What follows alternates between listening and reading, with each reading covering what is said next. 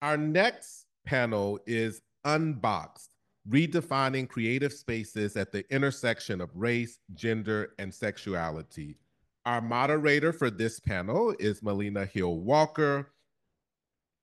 Melina currently serves as the program director at the Endowment for Health, focusing on projects to advance health equity in New Hampshire. Sit back, get ready to take some notes, and Melina, I turn it over to you. Thank you.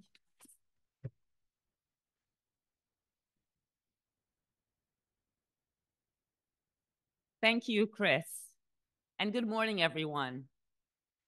This morning's second panel, as Chris just stated, is Unboxed, Redefining Creative Spaces at the Intersection of Race, Gender, and Sexuality. It is in honor of Willie Ninja, an American dancer and choreographer known for his appearance in the documentary film Paris is Burning, which I encourage all of you to watch if you haven't seen it already. You can access the film online.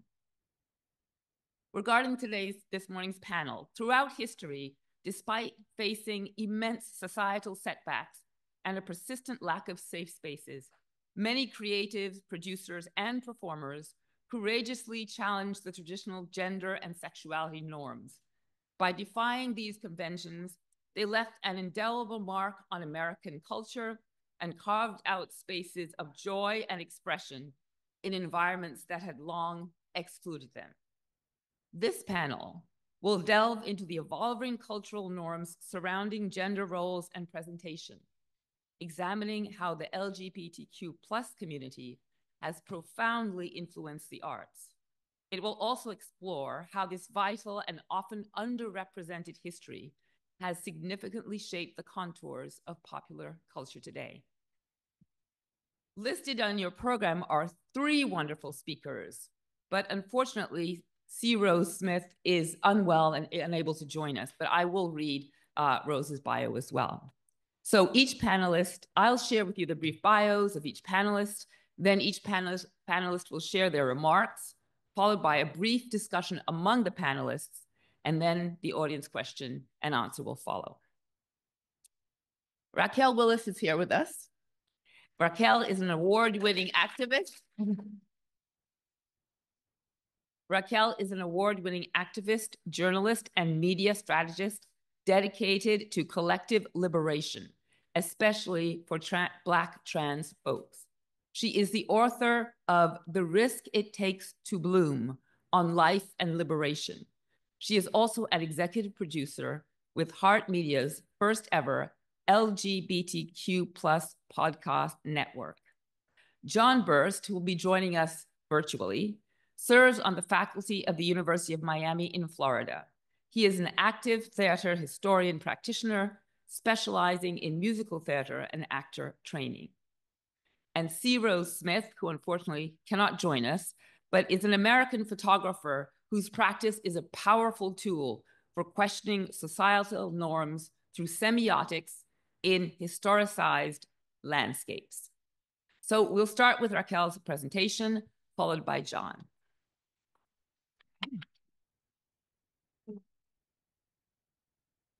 All right. How are y'all feeling?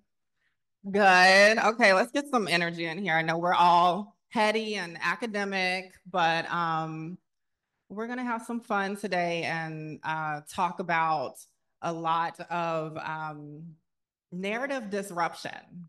So when we were talking about the panel ahead of time, we were like, what are the common threads between the things we want to share with the audience here today and online? And I was just thinking, we're just narrative disruptors. Like that is a part of queerness, transness, Blackness, and all of this history that we've created at the intersections of those things. So we'll start off. As you heard, I'm an activist, writer, journalist, a million things, multi-hyphenate, as I'm sure a bunch of people in this room are. We tired, I'm sure. But you got up on Saturday morning to be here. So I wrote a memoir, The Risk It Takes to Bloom. It came out in November of last year. And I delve into my journey growing up in Augusta, Georgia. And if you know anything about the South, which I'm sure many of you do, there are a lot of ideas around it being a reductive place, right? There's this kind of idea that if you're any kind of different, particularly queer, trans, of color, an immigrant, on and on, there isn't fertile soil for you to bloom, so to speak. And I grew up in a very Catholic, traditional Southern Black family. So there were layers on top of layers of expectations. And as I started to get older, my queerness just started to seep on out of these pores, honey. I could not hide a thing. I would be bullied at school, kind of a typical queer trans story. But I also just dealt with a lot of these expectations from my parents. You know, for them, the idea was that I would grow up, you know, be a man, get married, have a wife, have kids, buy a house. I don't know who's buying a house for my generation right now, but actually I do know some people who made it work some kind of way. But that was just kind of the script. And so the idea is that we all get these scripts kind of put onto us that maybe fit some of us and maybe fit us for a portion of our lives. And oftentimes, though, we find that there's more to the story. And so I grew up in this family feeling like we were what we thought the Huxtables were in the 90s and early 2000s. And I really started to learn that if I was going to chart a path for myself, I would have to do, as Audre Lorde tells us through time, to not let other people box us into their boxes, right? Otherwise, we will be crushed out of our livelihoods. I'm butchering that quote, but you know the great Audre Lorde. Okay, so let's keep going. I'm gonna see if this clicker is gonna keep working with me. Okay, oh, it works. Okay, do I have to point in a certain, I gotta point in a certain direction. So I found queer and trans people at the University of Georgia. I studied journalism, and it was there that, again, I started to kind of figure out more about gender through the words of people like Bell Hooks, right? The words of people like Marsha P. Johnson, Sylvia Rivera, folks who may not have written tomes, right? Or given us these kind of more institutionalized versions of their experiences, but they still taught us so much. They still built so much. And it was really, we're actually a slide ahead. It was really after I graduated that I kind of felt like, okay, well, I came out in high school as gay, came out in college as trans, but if I'm gonna have a career in journalism, I can't be out as these things. You know, we learned about objectivity. You have to make sure that you are as unbiased as possible, as if that is even a thing in this society, right? I have come to find that it's actually impossible for you to be unbiased. And when you say that you are unbiased or move through your industry as if you're unbiased, you're actually feeding into the dominant frame, the dominant narratives, right? And we know in this society, there are so many systems of oppression that serve as those dominant frames: white supremacy, cis heteropatriarchy, and on and on. But nevertheless, when I started working as a newspaper reporter in Monroe, Georgia, which was even smaller than the town that I grew up in, I didn't feel like I could be out. I was scared, I was afraid, and I didn't know narratives of Black trans women who were living openly in their careers, especially in journalism at that time. It was like 2013. But lo and behold, we had folks like Laverne Cox, folks like Janet Mock, and so many others who started to push those doors down. But what really pulled me out of this idea that I needed to be silent about my narrative was the unfortunate deaths of two trans teens in late 2014, early 2015. And trigger warning for anyone, I'll be talking really briefly about suicidality. But Leila Alcorn was a transgender teen who set her suicide letter to post on Tumblr, if y'all remember Tumblr or still use it. Shout out to y'all. but she set it to publish after the act was committed. And in that letter, she talked about how her family, which was very, in their words, Christian and conservative, they had kind of locked her out of the community she was starting to build, the friends who were affirming of her. They'd sent her to conversion therapy. And she just did not see a future for herself as an openly trans adult. And in that letter, she put a line where she said, "Fix society, please."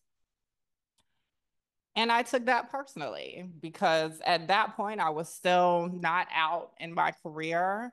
I was trying to, live up to these ideals of professionalism that kind of force a lot of us on the margins to dilute ourselves down. But also, I was a freaking journalist. I worked in media. What stories was I serving with my power? Not stories that could keep young trans people coming up after me alive.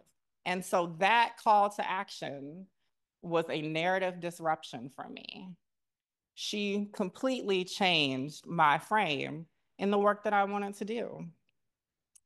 Lo and behold, just a few months later, a young Black trans boy who was the first openly trans homecoming royal in North Carolina, Blake Brockington, who was also an activist, died by suicide as well. And it was these narratives that, even though they ended in tragedy, served as disruptions for me in the work that I wanted to do. And so that led me to completely shift the work that I was doing. I still was at a point where I felt like, okay, well, I can't be an activist really, but I'm a journalist and then I'll do community organizing on the side. And slowly the community organizing started to eclipse the kind of mainline journalism I thought I was doing. And more, they started to synergize over time. And I was working at Transgender Law Center in the communications department. That was kind of my in into the nonprofit world. But what really kind of changed things for me was getting the opportunity to be executive editor at Out Magazine.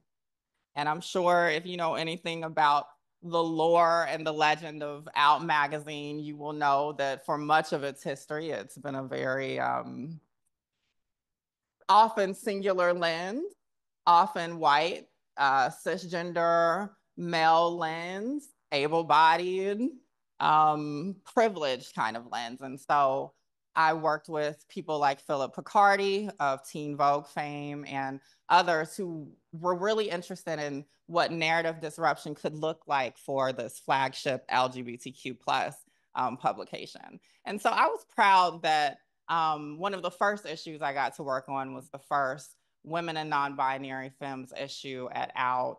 And on that cover, you'll see Miss Major, a legend from the Stonewall era who is still with us today and doing powerful work.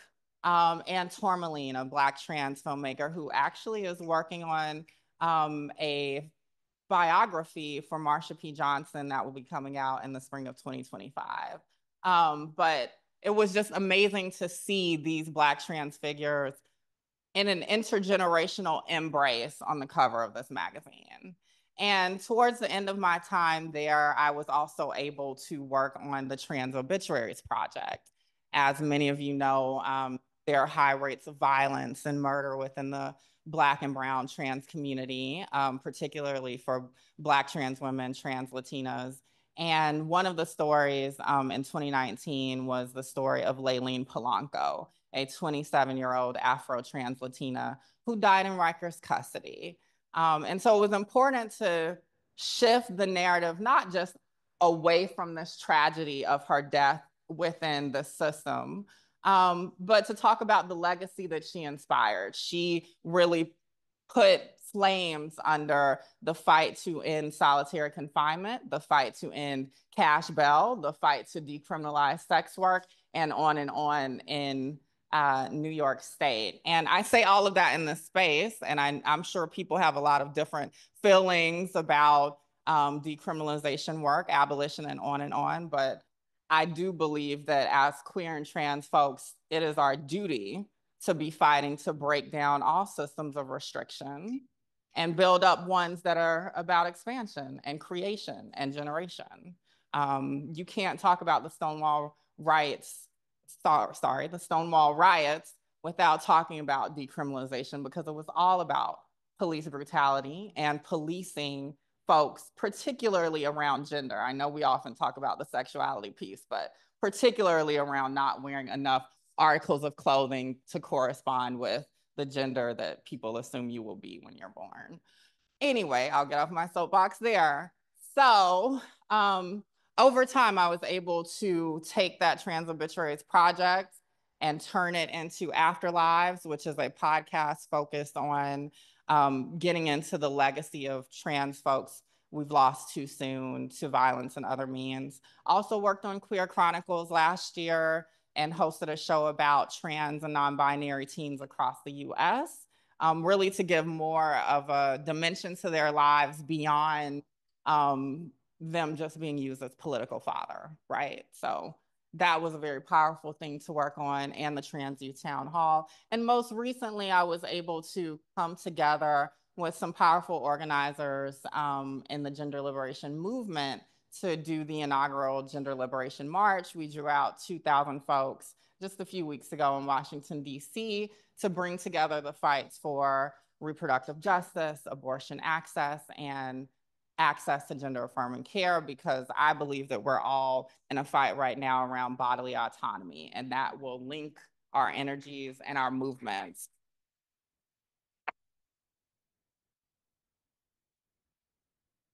Now, oh geez. Okay. It's doing a bunch of things. Okay. So I have to give honor to the ancestors, the transcestors that came before. And I think that's a lot of why we're here, right? I grew up, obviously, in a time where there wasn't much talk of queerness and transness, even in the present, much less in the past. So I was a high school student reading Wikipedia to learn about the Stonewall riots and the Compton cafeteria riots.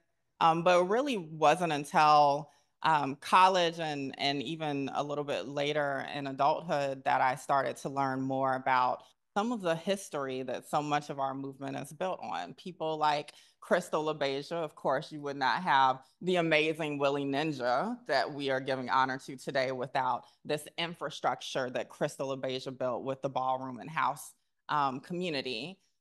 People like the Lady Chablis, who she released her memoir, Hiding My Candy, autobiography, in 1994. And I would say she is the last kind of major Black trans Southern memoir release. And that was in 1994. I was 3 years old. And to think that I wasn't able to be maybe the second major Black trans Southern release of a memoir until just last year. That's wild, right? Also, of course, people like Marsha and Sylvia, who continuously make us buck against the systems and all of these systems of oppression through time. People like Mary Jones in the early 1800s, right, who we only know about through court documents where she was arrested after allegedly stealing from one of her clients. She was a sex worker. But we know through some of the media fodder of her being called the man monster that she testified that she was, in fact, a woman, even though she was assigned male at birth, and that where she came from, which was traced to New Orleans, that she was actually respected as who she was, even though the media and this kind of New York legal system was not identifying her as who she was.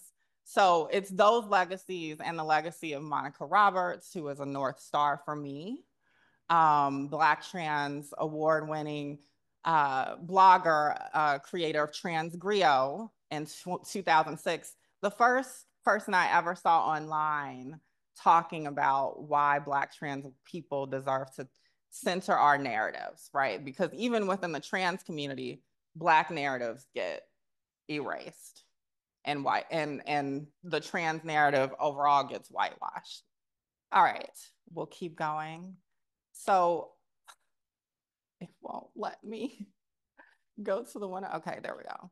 So I just did a cursory look this week at some of the headlines that we see. I'll just let y'all read those. But one of the things I work on with different organizations and largely GLAAD is how we can let folks know that overwhelmingly the narratives that are being shared and disseminated about the trans community are often not coming from us, the source. They're often other people's ignorances or perceptions about the community. These are the kind of narratives that get the most traction, narratives from people who are just asking questions, right? Narratives from folks who are just spewing out hateful rhetoric about the community or pushing hateful legislation. And it is not uncommon for you to see an article that claims to be about the trans community and it doesn't actually quote any trans people in it.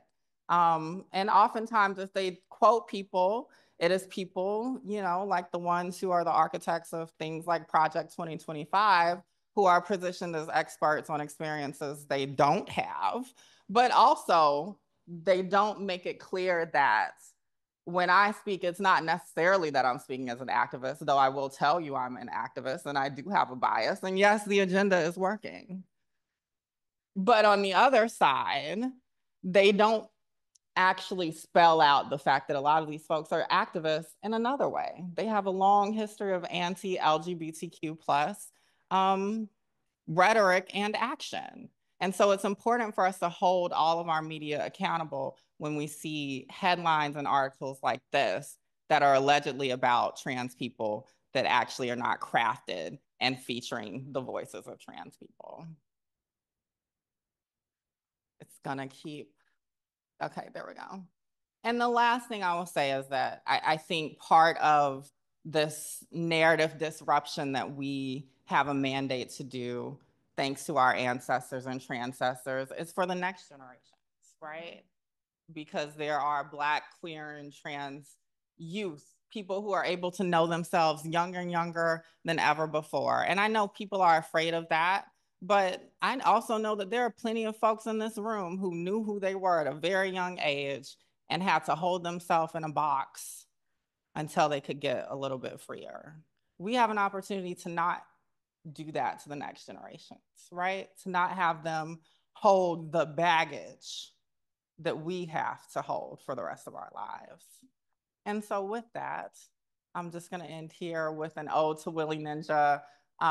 In 2015, I came together with some amazing Black, queer, and trans creators in Atlanta. We did a little photo shoot as an ode to Paris is Burning, just to show that, you know, there are so many different ways that we can elevate our ancestors, and also just to give a cute little loving shout out to Willie Ninja for all he did to gift us around movement, queerness, and expression. So yeah, that's it. Thank you.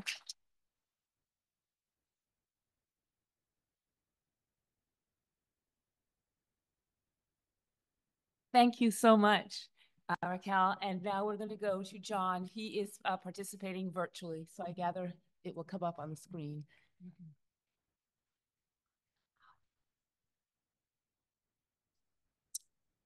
Good morning. Can you all hear me? Am I good to start?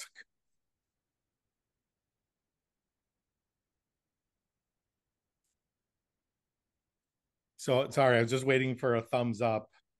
Do we know if I'm good? Cameras. Okay, good. Sorry, Gina just got me in the chat. Good morning, everyone. My name is John Berst. I'm coming to you from Miami, Florida. And I know my official time has started. I don't want to betray the clock, but because I'm not there to say hi or to hug anyone in person, I just want to take a moment to thank some people. Thank you, everyone, at Black New England Conference 2024. I want to thank my co-panelists and our moderator, Melina Hill-Walker. I want to thank all panelists and all moderators for the entire event. Thanks to Jerry Ann Bogus, Janice Pearson, Janice Hastings, Gina Bowker, and everyone at the Black Heritage Trail of New Hampshire and the New England Conference. It's been my pleasure and my honor to be a part of several previous Black New England conferences. I was able to attend in person before because I was living and working in New England.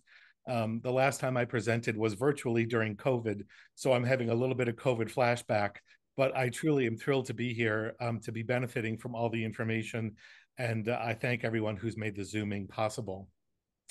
As Melina said, I'm a theater artist. I'm on the faculty down here in the theater arts department. Musical theater is my area of specialty, but it's certainly not all I do. And just to kind of give us a little bit of a heads up, so my presentation is probably about 20 minutes long.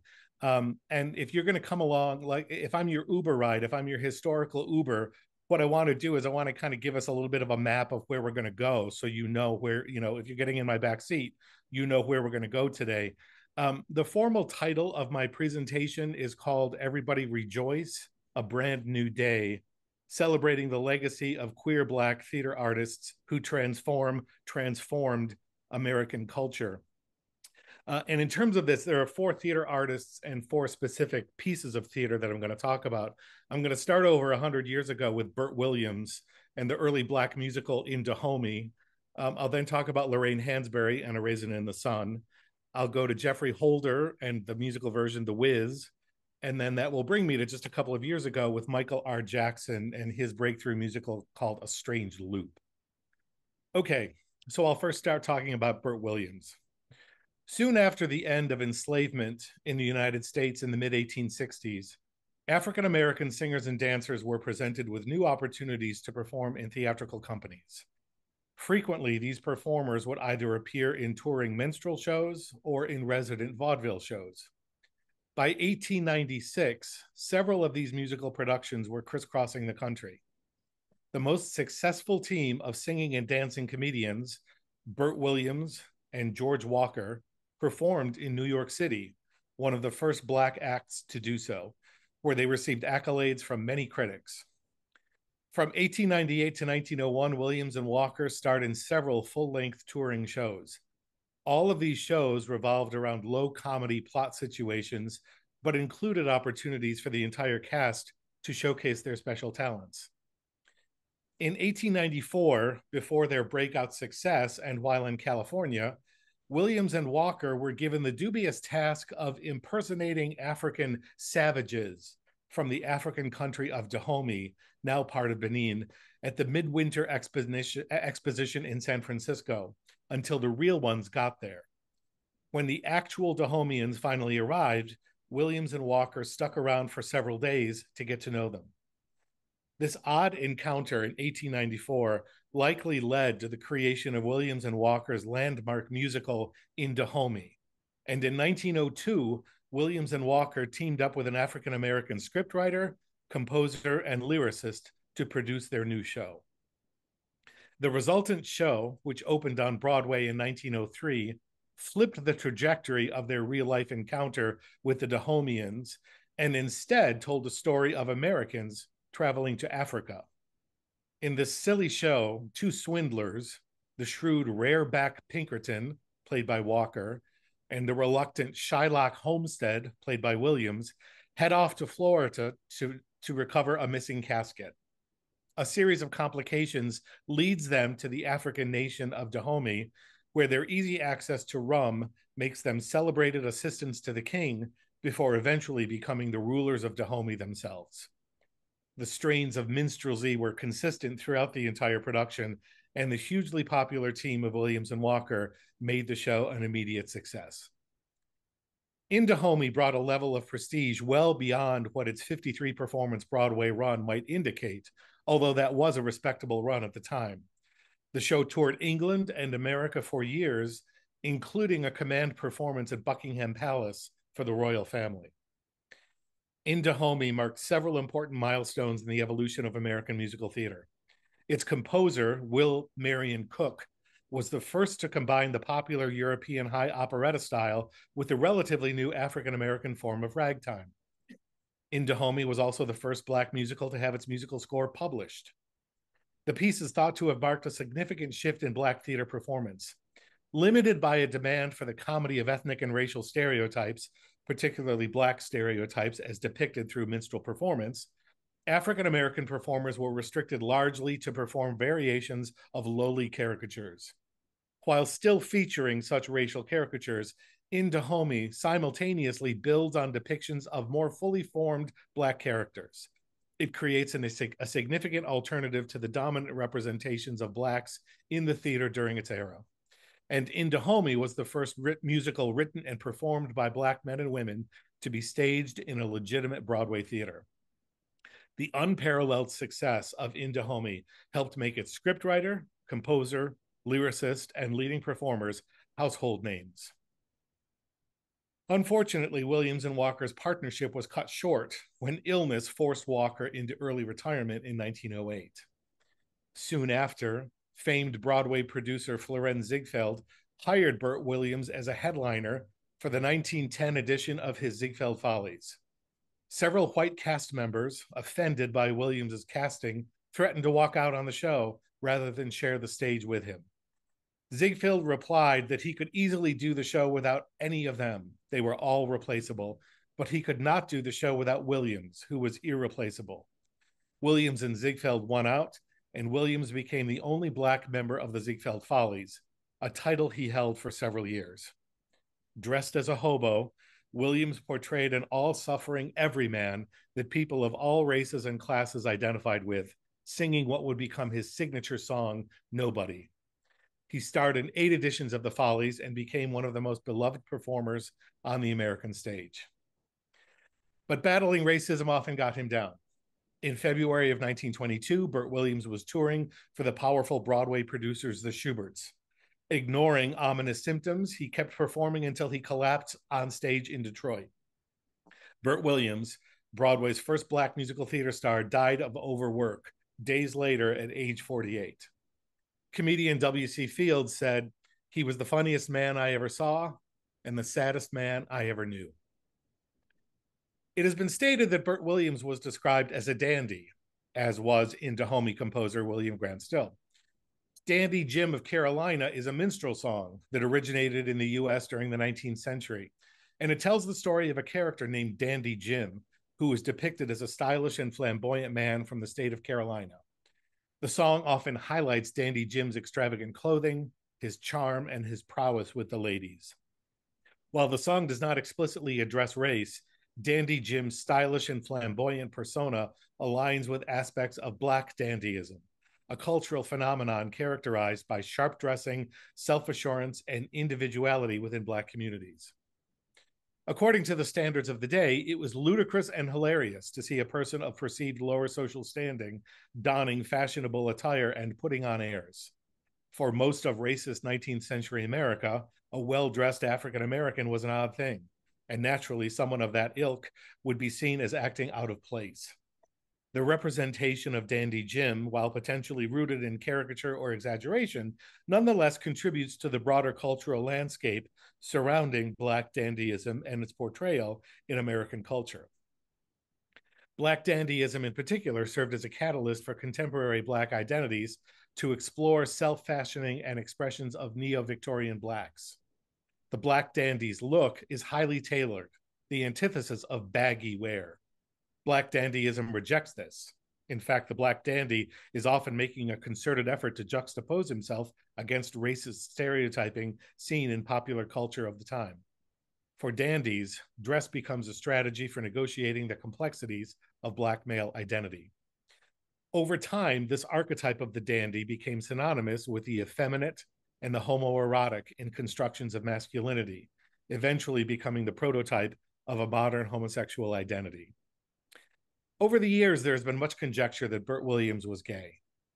In his 2005 historical novel about Bert Williams titled Dancing in the Dark, Anglo-Caribbean writer Carol Phillips follows through on this and strongly suggests that Williams was gay. In a 2018 interview, Phillips enumerates several reasons why he believes Williams was likely gay, culminating in the rationale that, quote, the last aspect about him is that he was so secretive. He was so closeted in every aspect of his life that it didn't seem to me beyond the realm of possibility that the closeted nature of his life might include his sexuality as well. Why not? So there's no definitive evidence, but it seems to me to be wrong not to at least speculate, because speculation was always in the air about him. If you're going to examine a life, you have to at least try and shine a light, however briefly, on some of those dark corners. Close quote. Lorraine Hansberry. The theater of a later era contains many examples of the interaction of queerness and the times, whether in the creators' personal lives, their plots, or both. Important statements on race relations, for example, came from lesbians Lillian Smith and Lorraine Hansberry. Smith wrote Strange Fruit in 1944, a novel controversial for its treatment of interracial love, and it was adapted into a Broadway production in 1945. Hansberry's 1959 play, A Raisin in the Sun, about the struggles of an urban African-American family living in Chicago under racial segregation, was the first play by an African-American woman to hit Broadway. It garnered multiple awards for both its original run and its 2004 Broadway revival, and is still considered a milestone of American theater. Lorraine Hansberry was born in 1930, the daughter of a prosperous real estate broker. When Hansberry was 8 years old, her family purchased a home in a middle-class white section of Chicago where they were threatened and harassed by hostile neighbors. She narrowly escaped serious injury when a brick was thrown through their window. This experience and her deep concern with the struggles of her people served in part as impetus for A Raisin in the Sun.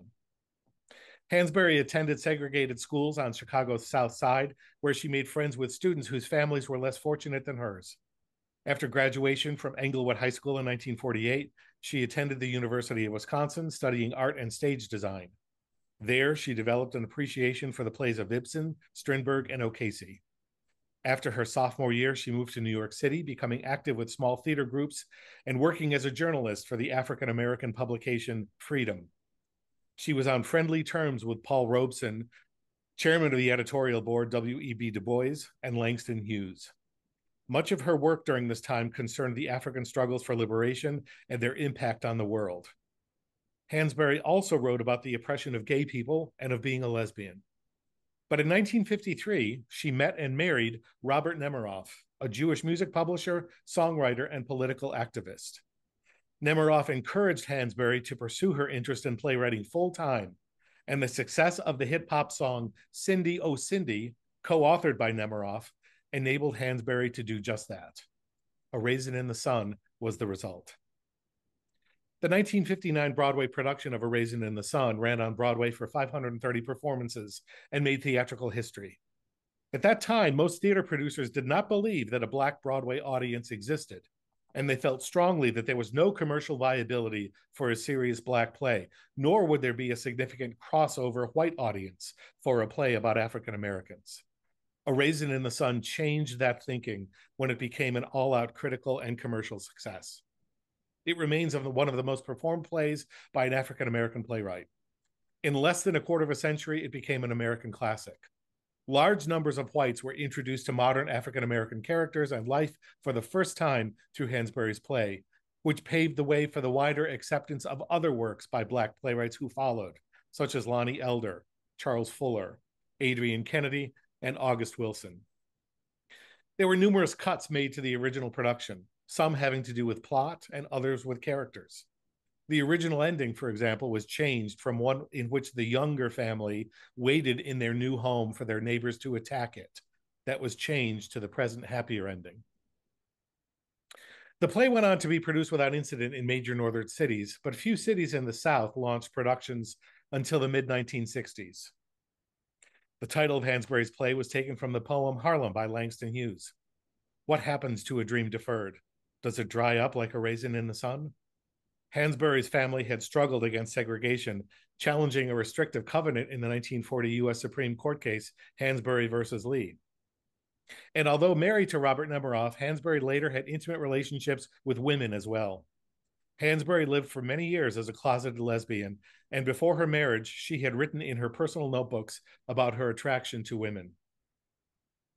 The most rigorous efforts to ban A Raisin in the Sun have been directed toward Hansberry's written script. For example, in 1979, the Ogden, Utah School District removed the book from the curriculum and restricted circulation of the play from the school library only to those students with specific written permission from their parents. This was due to an anti-pornography organization openly criticizing the teaching of the play, citing the references to abortion that appear briefly in the text. And in Merrimack, New Hampshire, in 1956, the school board enacted Merrimack School Board Policy number 6540, titled The Prohibition of Alternate Lifestyle Instruction, which school board members explained stemmed from their wish to keep students any non-negative views about homosexuality. This policy was broadly applied to extend to works of literature written by gay people, those depicting gay characters or same-gender relationships, and those works which discuss or depict gender ambiguity. A Raisin in the Sun was among works singled out by the policy because Hansberry had been identified as gay. To overturn this policy, a guidance counselor in the Merrimack School District, who was also a parent, filed a complaint with the U.S. District Court in the District of New Hampshire to challenge the constitutionality of the policy under the First and 14th Amendments to the U.S. Constitution. The complaint charged that by voting for Policy 6540, those board members sought to deny students exposure to differing viewpoints with which the board members disagree. In so doing, the defendants sought to prescribe for the Merrimack schools what shall be the orthodox government-approved opinion in politics, religion, sexuality, and other matters of opinion. Thankfully, the school board revoked the policy the following year in 1958. In 1964, Hansberry and Nemiroff divorced but continued to work together. Upon his ex-wife's death in 1965, Nemiroff donated all of Hansberry's personal and professional effects to the New York Public Library. But in so doing, he blocked access to all materials related to Hansberry's lesbianism, meaning that no scholars or biographers had access to that part of her life for more than 50 years. In 2013, Nemiroff's daughter released the restricted materials to African-American historian Kevin Mumford, who has explored and written extensively of Hansberry's self-identification. In 1974, a musicalized version of Hansberry's play, with script co-written by Robert Nemiroff, titled Raisin, was a popular, if unlikely, hit on Broadway, winning Tony and Grammy Awards for Best Musical. That same year, another Black musical would take the world by storm. The Wiz. Riding the wave of increased African-American influence and presence in 1970s American pop culture, The Wiz originated with 32-year-old novice producer Ken Harper, who got the idea for the show while working as the program director at WPIX, a local New York City radio station. The Wiz was a freshly conceived update and urbanized Black musical version of L. Frank Baum's 1900 children's novel, The Wonderful Wizard of Oz, the first in a series of Oz books. Harper had to surmount myriad problems in guiding the show to Broadway. After nearly closing the production prematurely in Baltimore during the show's troubled pre-Broadway preview tour, Harper replaced original director Gilbert Moses with Jeffrey Holder, who was already the production's costume designer. Although assured by the changes Holder was making, but still nervous that the production was destined for failure, Harper prematurely posted the closing notice for the show on its opening night. But a concerted publicity and advertising campaign, plus favorable audience reaction, helped produce a real miracle, and The Wiz went on to a successful 4-year run on Broadway. It also spawned 2 national touring companies that traveled the U.S. for 3 years, and the hit 1978 film version featured Diana Ross, Michael Jackson, Nipsey Russell, Ted Ross, Lena Horne, and Richard Pryor. Jeffrey Holder's last-minute but shorthanded direction is largely credited with the show's success. For example, Holder's ingenious concept of the story's tornado being portrayed by a character resulted in one of the most thrilling stage effects of the era. The actress whirled across the wide stage of Broadway's Majestic Theater while a strip of black cloth emerged from her headdress, and soon the cloth morphed into a huge winding one, which enveloped the entire stage. While Dorothy and her porch were spinning in limbo, the actress continued dancing while a chorus dressed in black appeared with inverted umbrellas and swirling streamers on poles. And when the storm and the tornado characters had played themselves out, Suddenly, Dorothy was in Oz, surrounded by munchkins. For his work on the Broadway production, Holder won 2 of the production's 7 Tony Awards for Best Direction and Best Costume Design. Holder was the first male Black theater artist to be nominated in either category. Much conjecture has been made of Geoffrey Holder's sexuality. Although he remained happily married for his entire life, he had an older brother, Bosco, who was openly bisexual, and similarities between the men exist. Like the American painter John Singer Sargent, who has become known for his homoerotic portrait, Geoffrey Holder's brother, Bosco, painted a large number of dynamic male nudes, boasting a deft spontaneity and fluid sensuality. Like Sargent, Bosco's nudes were not exhibited during his lifetime. Apparently, they were painted purely for the artist's personal pleasures. As for Geoffrey Holder's sexuality, one can hardly overlook the long and productive marriage, the evident enduring love and commitment of him to his wife and their son. But it is the prevalent attitude at the time and taste for casual recreational homosexual activity that brings Geoffrey Holder's sexual identity into question. A theater historian asks, some might imagine that raising the question of Holder's sexuality lacks respect and is immaterial to his greatness. But whatever he was and all that he was, it makes him the person we so esteem. To hope to alter any part of his makeup is as futile as attempting to hold back the tide at full moon. Still, many people contend that sexuality is of little consequence today. Perhaps. And that brings us to Michael R. Jackson and A Strange Loop.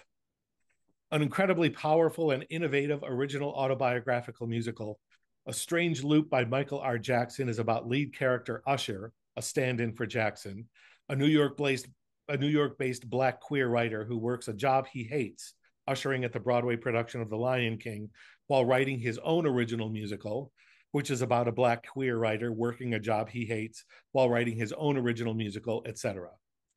As an overweight queer Black man who struggles to act more like his inner white girl, Usher feels especially unattractive and at odds with the beautiful straight white and gay Black world he sees around him.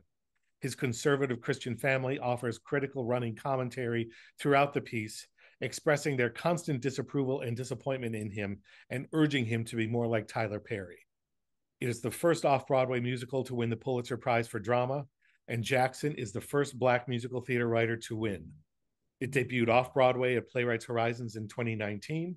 It received its regional premiere at the esteemed Woolly Mammoth Theater Company in Washington, D.C. in 2021, before finally opening to great acclaim on Broadway in April 2022, winning the Tony Awards for Best Book, Script of a Musical, and Best Musical, thereby earning lead producer Jennifer Hudson her EGOT.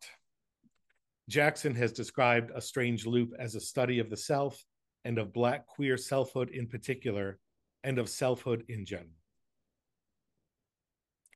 In concluding the celebration of queer Black theater artists, I close with a quote from a 2007 interview with Jeffrey Scott, former Senior Assistant Director of Recruitment at the Juilliard School in New York and current Assistant Dean of Student Affairs and Enrollment Management at Rice University Shepherd School of Music in Houston.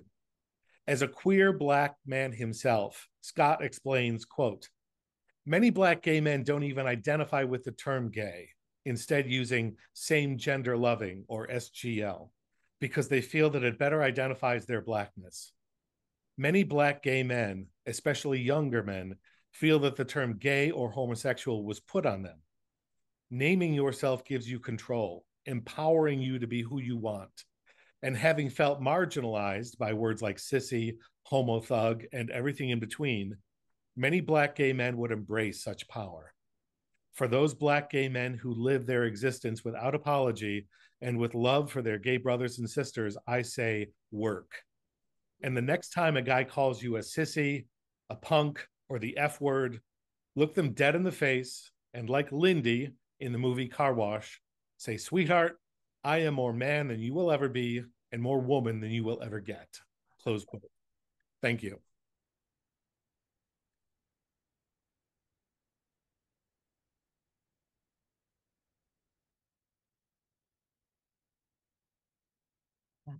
Thank you so much, John. That was terrific. Wonderful history, putting things together on my part here. As I had mentioned earlier, I want to provide our panelists with the opportunity to provide commentary on what they've heard from their co-panelists. So Raquel, any thoughts on John's work and presentation compared to what you're working on? Yeah, well, when we were on the call, I was talking about how much I loved Strange Loop. Like it's the best thing I've ever seen. So I was so excited that you were going to present on that. Like I loved it so much that I saw it, and then when my mom was in New York, I was like, "You have to see this. This is like the closest thing I've ever seen to my experience." And it was beautiful. And I also just love that, you know, there are characters in it that are these different aspects of Usher's mind and psyche, and one of them was played by a Black trans woman, so that was also a beautiful experience to witness too. Anyway, so that was what I honed in on. But yeah, I think this whole discussion around people's identity in history that we don't know, and this kind of push from some folks to kind of squash any inquiries about it or any research into it is yeah, it's harmful because we deserve to find our hidden and lost figures just like anyone else. And it's by design that we don't know a lot of them. So yeah, so thank you for your work. Thank you, Raquel. I'm going to offer the same question for John about Raquel's presentation. Yeah, our work is very different to the extent that, you know, from a historical survey, from a historical overview, like I had said, my piece starts out by going back over a century ago, and then ends more contemporarily. But mine is also kind of a historical study from a distance. You know, any historian looks at things kind of removed.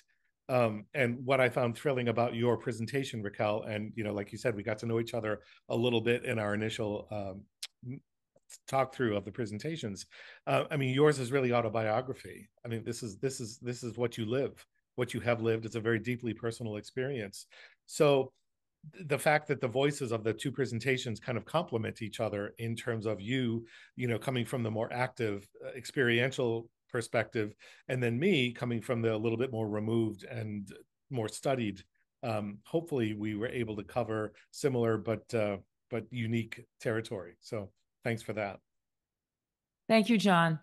So I have a question for each of the panelists, and then we'll put it out to the audience. So Raquel, you touched on in your presentation, you touched on so many different projects or ways to get the word out. And I'd like to know which one is the deepest for you, or which one do you prefer among the others? Or are they all just the same type of effort that comes from you to do that? That's a good question. I mean, it's all important to me. It's all, I mean, I think the work for me is kind of straddling storytelling and social justice. And so it all kind of feeds into each other for me. As I said in the presentation, I mean, I struggled earlier around this idea of being a journalist and writer, and also being, you know, a part of the story, right? Or at least acknowledging that I'm a part of the story, and being a community organizer and activist. And I think it all informs each other, right? So I think it actually helps that I have been like on the ground with my peers, you know, working on campaigns and initiatives, and it helps me better know which efforts to elevate in my work. But it also just gives me a truer perspective of what's going on. So I'm not at a distance, right? I don't want to be at a distance. So I think that is, yeah, so it's all important to me. I think what's important to me, especially right now, is the work that I was saying around the gender liberation movement. I do think that the way that we are talking about trans experiences isn't working. You know, I think this idea that trans people are so otherworldly and different, maybe isn't as effective. And so I'm interested in finding other ways for us to talk about the gender experience that we're all sharing together. So that is interesting to me. And I say all of that knowing that like trans and non-binary and gender non-conforming folks are fly and beautiful and brilliant and amazing. And also, you know, we're all faced with these like restrictive ideas around gender. You know, it's not just trans folks, right? You can look at the discussion around the childless cat ladies, right? That's a choice of words to talk about people not living up to the gender of woman, you know, whatever that means to some of these folks, right? We can talk about the kind of political divides that we see right now, where they're saying that there's data out there that men and masculine folks are becoming increasingly more conservative, while women and femmes and more gender expansive and diverse folks are becoming more liberal, right? Like that is a gender crisis. There's even a report this past week, you know, that even analyzing the memes that the far right are using, they are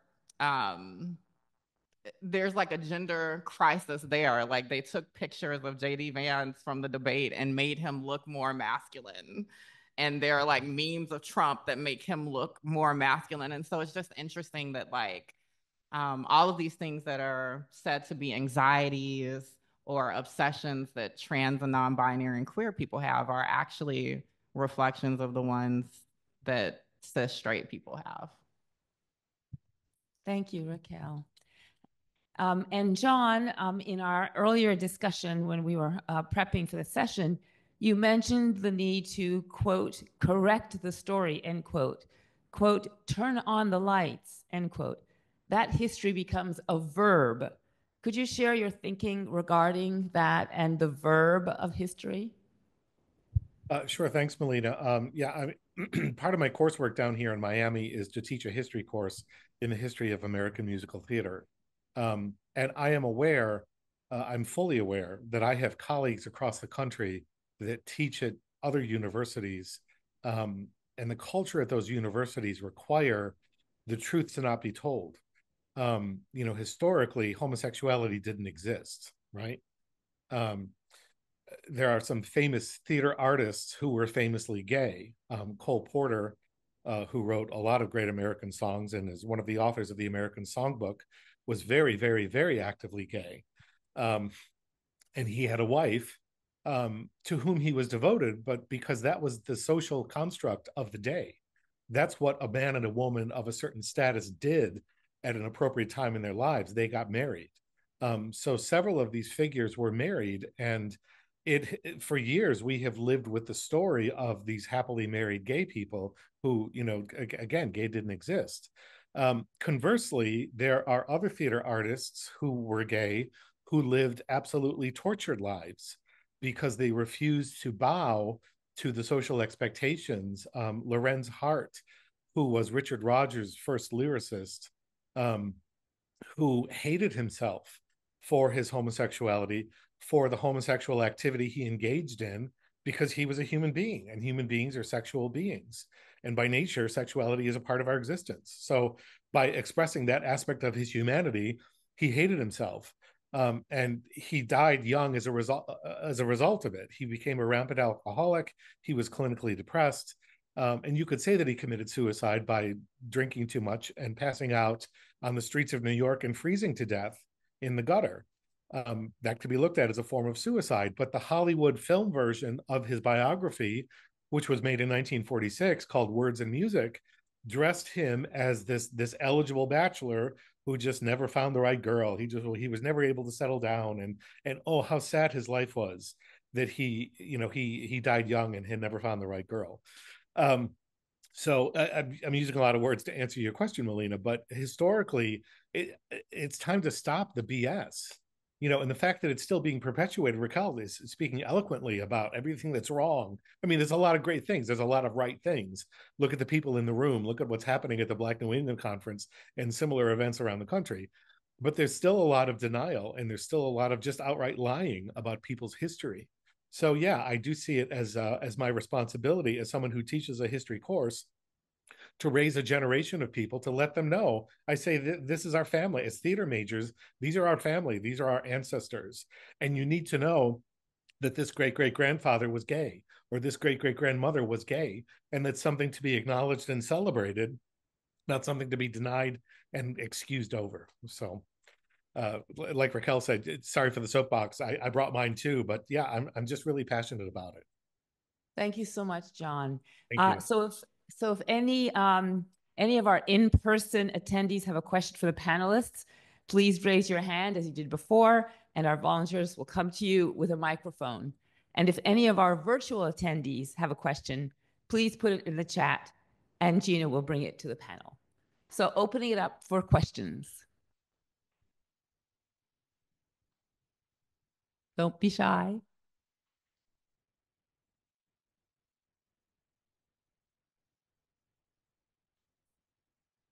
Brave first questioner.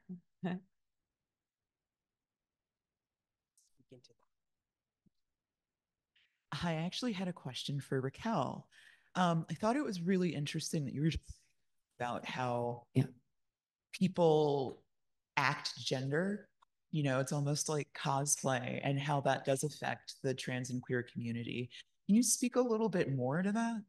Could you ask maybe one more time, just with the mic a little bit closer? Oh, yeah. There was one word in no, I was asking about the cosplay of gender, how gender is acted by cis people, trans people, you know, and you had mentioned that it also affects the trans community. I was just wondering if you could speak a little bit more to that. Yeah, the cosplay of gender. That's an interesting turn of phrase. I don't know if I would quite use that. You know, I think at its base, you know, gender is much more complicated and nuanced than most of us think about. I know when I was coming into understanding being trans, circa 2011, 2012, I really felt like I had to basically research so I could make the case for everyone in my life about why this was my truth. And I still think that that is true for a lot of trans people today, right? Like we just have, and I mean, we like collectively have these assumptions about what gender nonconformity is supposed to be, right? Like that, were there signs, you know, like all of that kind of typical stuff we hear from parents in particular. But gender is nuanced. You know, I think when I'm thinking about it, I'm thinking about, you know, the essence of someone. I think as a, within the trans and non-binary community, you know, we'll give each other the knowing look like, okay, something going on over here, you know, it's a little glitter or something over here. You know, so there's the essence piece, right? I think there's also obvious like the expression, like how people dress and maybe mannerisms, those things. And then of course, you know, the actual identity piece of it all and like what you feel like. And I think that a lot of cis straight people don't have an understanding of those complexities, right? It's just the kind of assumption that everything is bam, bam, bam lined up. Male, masculine, you're going to be a man, you're going to move through the world, you know, with a certain amount of beard hair and whatever else, right? But that is, we just know that there are so many ways for people to be. So when I'm talking about gender experiences, I mean, I feel like to get people to kind of understand my journey, I try to look at, you know, like the similarities. Like I was raised as a little Black boy in the South. And I know that I wasn't the only one told that I couldn't feel certain emotions, right? Or that I couldn't have certain interests or be, or like certain things or have certain dreams, right? Otherwise, it would betray that script that I was talking about. But that's something that cis men and boys experience, right? I mean, I'm sure virtually every man in this audience has been told, don't cry, right? Been told, oh, don't be too joyful, because that's a woman thing, that's a feminine thing. I mean, it is ridiculous that we tell people that they can't experience the full range of humanity, without betraying their gender. And God forbid, you know, we think about what Black girls and Black women experience, also being told, you know, can't experience certain emotions. You know, don't be angry. You can't be angry, you know, and on and on. So there are just all of these restrictions around how we express gender. And I don't think that we make enough connections between them. And I think if people start looking at trans and non-binary experiences as like windows of possibility of freedom and not necessarily fear that it's some kind of contagion, I mean, I don't think freedom is a contagion, you know? And if it is, well, maybe you need to catch it and loosen your back a little bit and let it go. Thank you, Raquel. Question?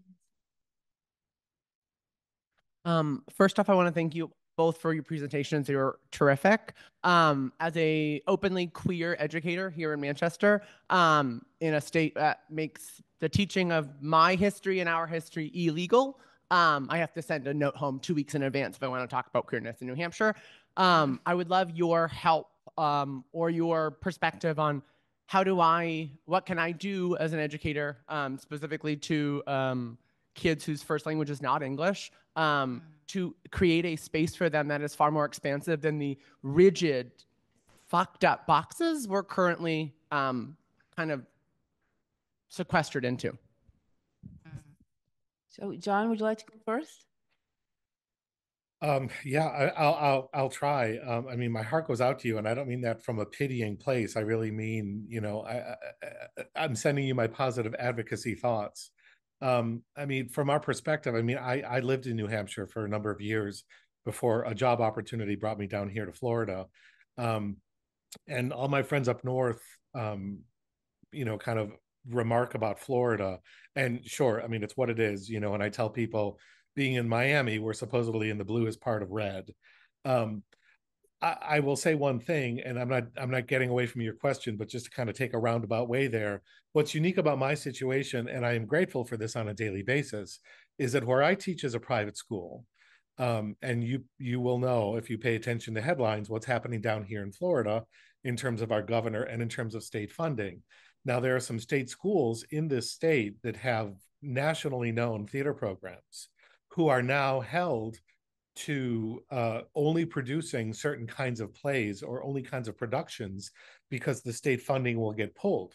Well, theater by its nature talks about problems. I mean, the reason drama exists is when one character does something they shouldn't, and then it rocks the world of that play, or it rocks the world of the musical, and then something happens, and then a new world order results at the end of the piece. So with Romeo and Juliet, okay, it's fine. But if it's a modern adaptation of Romeo and Juliet called R&J, where both characters are boys at a Catholic school, no, we're not going to tell that story, or we're going to pull your state funding. So in terms of that, what we've decided to do is basically take it on and say, we're private. We have no money that you can pull from us. So sorry, F you. So this year, our production season, we opened with the Laramie Project. The musical that we're doing now is a incredible trans non-binary piece called Head Over Heels, which when the Broadway production featured the first non-binary performer on stage, Peppermint. So what we're doing is we're kind of just wearing it on our sleeve and saying, this needs to be said. Now, I know I'm separating myself because you said that you're a teacher in the Manchester public schools and that you're having to answer to the state. So I don't know that I have a solution, and I know you're not asking for one per se, but just in terms of input, I mean, I don't get this, because gay history is American history, LGBTQ history, women's history, African American history. Whenever anyone comes into my history class, I say, technically, we're going to study the history of American musical theater, but it's going to be done through the lens of, like I said, women, African Americans, LGBTQ, because that's America. And to deny that part of ourselves is just, it's offensive and ridiculous to me. So I've probably used too many words to not give you anything useful. I can't imagine what it would be like if I had to send home a letter to parents. We're going to talk about this 2 weeks out. I don't know. I mean, I guess I would say, are there, it's been a while since I've lived in New Hampshire, so I know I know who your governor is, I know what the climate is, but I don't know what support systems are in place, what advocacy groups, if there's any kind of resource that could help strengthen you or help give you support. I don't know. I'm sorry. I'd be happy to continue the dialogue. And I don't know if that's helpful, but we're fellow soldiers here, and I send you my strength. Thank you, John. Sure. Raquel? I don't think that I have much to add, but I think what I kind of zeroed in on more was you were saying English as a second language, that kind of piece.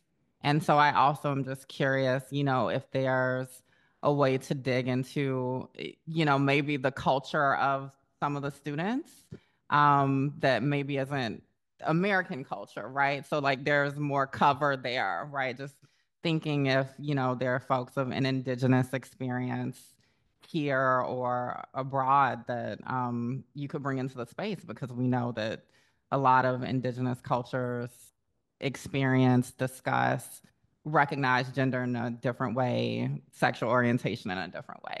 So that might be an in. And I think to John's point, relying on local community and like seeing, what resources are out there too, like who can you bring in, right, to talk about these experiences through some of the curricular pieces there. And I'm also just curious. I mean, I think a lot of the ire that parents have these days, this kind of like pushback against what is the diversity pieces that are taught in school, if you want to frame it that way, comes from a place of exploited ignorance, And so what does it mean to like survey parents, that you're working with and see like, okay, well, what do you actually know about this curriculum? What actually are you uncomfortable about? And let's dig into that instead of just kind of relinquishing to these people who, again, are exploiting their ignorance. Yeah. Thank you, Raquel. I'm just going to look. Any questions over here on this side? There's one. Joe, back there. Okay. Yeah, here first, and then over here, and then over there.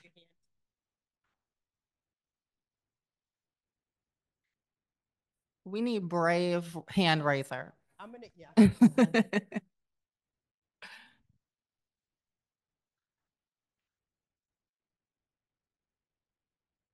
She took a circuitous route to Joe. I know I wasn't in a seat. I'm so sorry. I just needed to stretch my back. So I'm wondering if you could reflect on a couple of things around this recognition that as artists and as activists, you're often in the space of sort of protecting and advocating for yourself, your art, and then the larger movement. And I think, John, you sort of reflected a little bit about this, and that we'd seen some really powerful performers who couldn't survive that kind of trifecta of pressure. So can you talk a little bit about, how that manifests? And then for the rest of us who are not in those spaces, what can we be doing to become a better support system for the people who are carrying that much weight all the time? Thank you, Joe. John? Gosh, thank you. It's a big question. It's a big responsibility. In terms of the artist expressing both self and expressing for community, whichever community the artist might be expressing for. Yeah, I mean, that's kind of part of the cultural exchange, I think, that any artist engages in. And hopefully the artist finds a community who is receptive to their message. I can give you the obvious example of the visual artist Jackson Pollock, who to a lot of people, it was just nonsense. He was just spattering some paint on a canvas, and that's not art. And yet he found a community that responded to it. So then that kind of became the conduit, that became the conversation in terms of his artistry. In terms of the performing arts, again, I made reference to Cole Porter and Lorenz Hart. The thing about Cole Porter, I mean, a main difference between the two, and I'm sorry, they're not African-American examples, and this is something we talked about in our initial discussion, is that finding definitive gay African-American artists is harder long ago. That's why we're conjecturing that Bert Williams was gay. And even as recently as Jeffrey Holder, we're conjecturing because the community, it was a different community and it just wasn't as free. I think, you know, Cole Porter was able to be gay because he was so incredibly privileged, which might sound like a silly statement, but by that I mean that he was kind of protected by the money. He was insulated by his money. So with his appearance of money and then having this wife and this perfect life, he was basically able to live on the down low, and had several, I mean, he had decades of one night stands, but he also had a series of really seriously committed male lover relationships. And in terms of the voice of the artist, something that I find both inspiring and heartbreaking when I teach my course is that a lot of people, you know, oh, Cole Porter, he wrote the Great American Songbook. Yes, he did. He wrote a lot of great Broadway scores, and he wrote a lot of timeless ballads that remain with us to this day.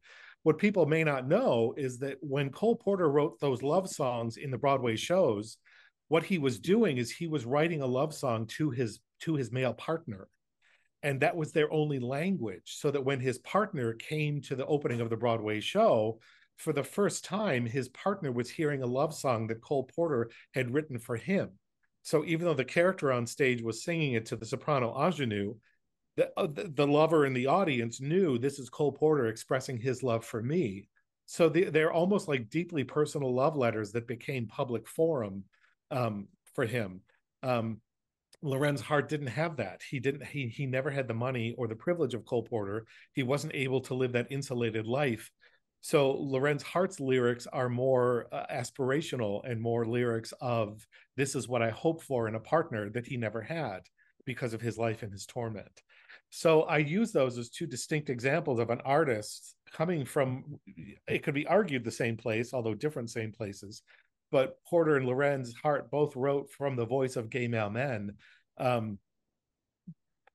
But their love was being sent in different directions. So, you know, and that's, I mean, every artist is different. Every personality is different. No one is a monolith. Not every gay male is the same thing as every other gay male. But it's a unique study of how pieces result. And, you know, I dare say across the country, generations of people, you know, no offense, but there are nursing homes where people will be entertained by Cole, you know, to have an evening of Cole Porter at the retirement home. That's great, but they have no idea the context of the songs that these were written in. And to me, that kind of robs us of the full expression. So hopefully I've been able to touch a little bit on your initial question about the voice of the artist speaking to the voice of the community.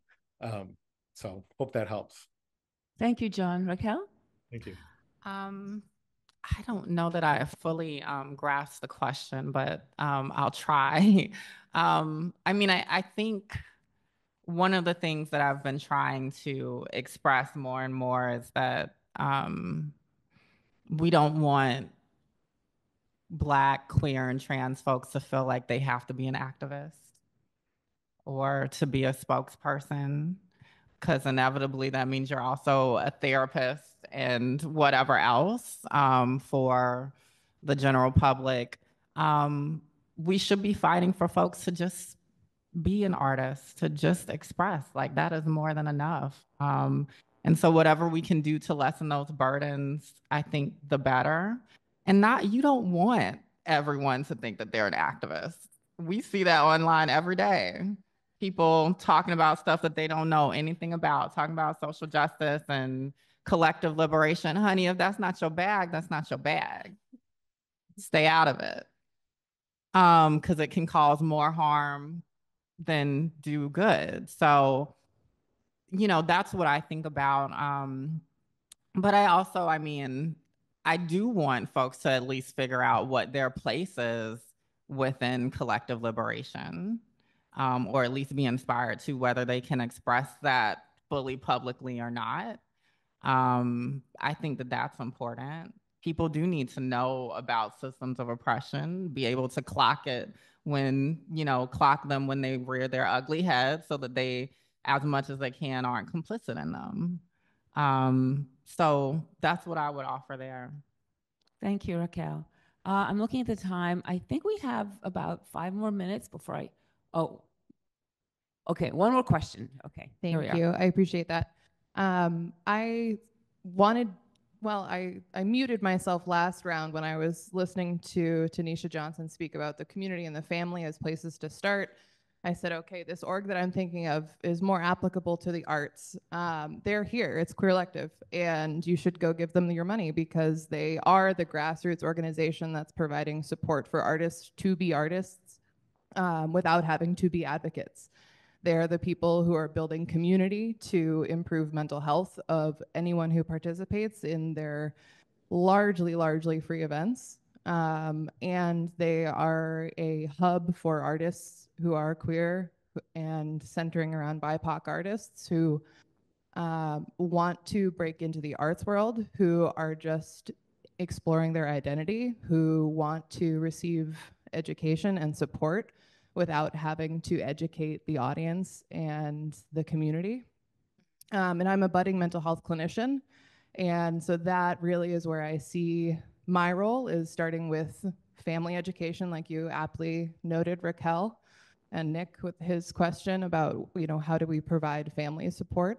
And family support, mental health support, and art support will be at the community level.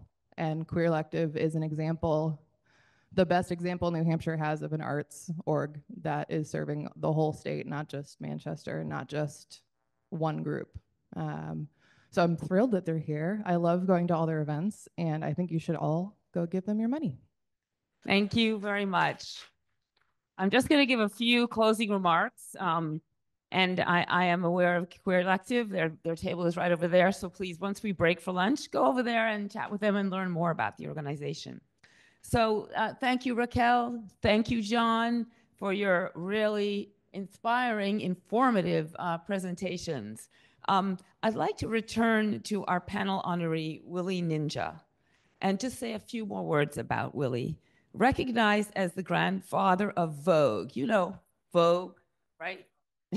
That's not really that great, but that's what I mean anyway. Well, Willie Ninja rose to prominence in the Harlem drag ball scene in the 1980s and took the dance form of voguing around the world. Willie Ninja founded the House of Ninja in 1982, acting as a mother to a group of adopted gay and transgender children in New York City.